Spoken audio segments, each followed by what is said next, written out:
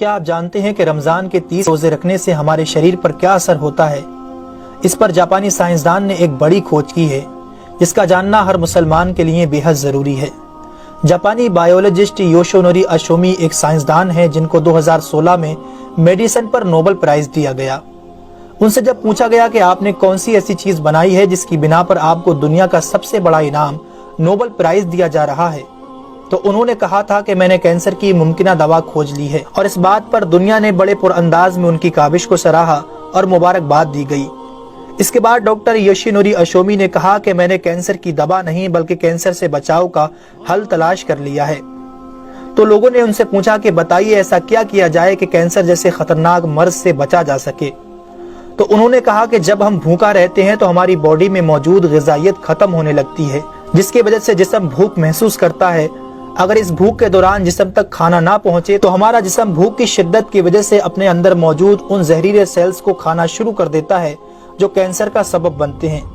اس عمل کو میڈیکل کی لینگویج میں آٹوفیگی کہا جاتا ہے۔ اگر آپ چاہتے ہیں کہ آپ کا جسم ایسے بیمار سیل سے پاک ہو تو آپ کو بھوکا رہنا چاہیے۔ جب ایسے سیلز مرنا شروع کر دیتے ہیں تو کینسر کا پرسنٹیج کم ہو جاتا ہے۔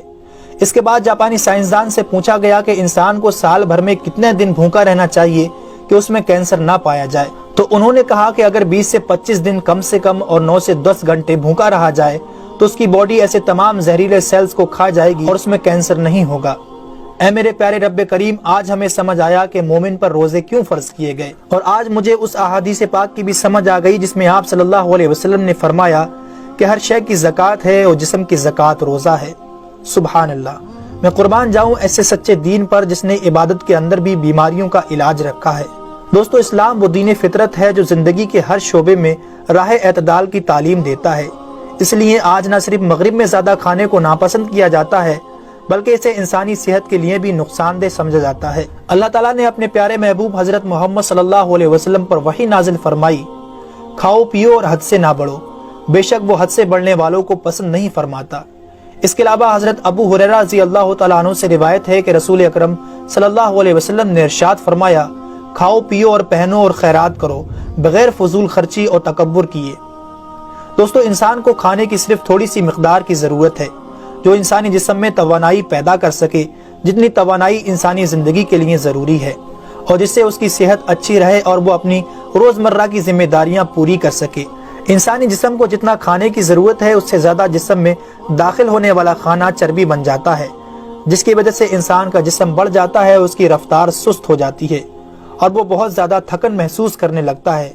اس کے علاوہ انسانی جسم بہت سے امراض کا شکار بھی ہو جاتا ہے۔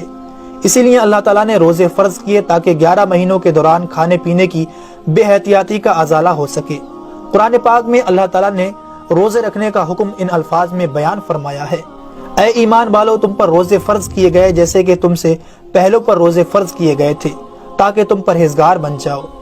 دوستو، قرآن مجید میں بیمار اور مسافر کے لیے روزے مؤخر کرنے اور جو روزہ نہ رکھ سکے ان کے لیے فدیہ ادا کرنے کا حکم دیا ہے۔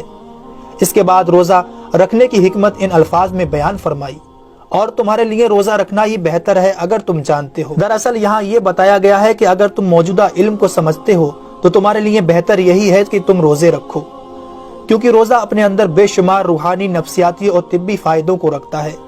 روزے کی طبی افادیت کی طرف نہایت مختصر مگر جامع اشارہ نبی اکرم صلی اللہ علیہ وسلم نے ان الفاظوں میں بیان فرمایا، روزے رکھو اور تندرست ہو جاؤ۔ اللہ رب العالمین ہم سب کو اس مہینے میں زیادہ سے زیادہ نیکیاں کرنے اور سارے روزے رکھنے کی توفیق عطا فرمائے۔ آمین ثم آمین۔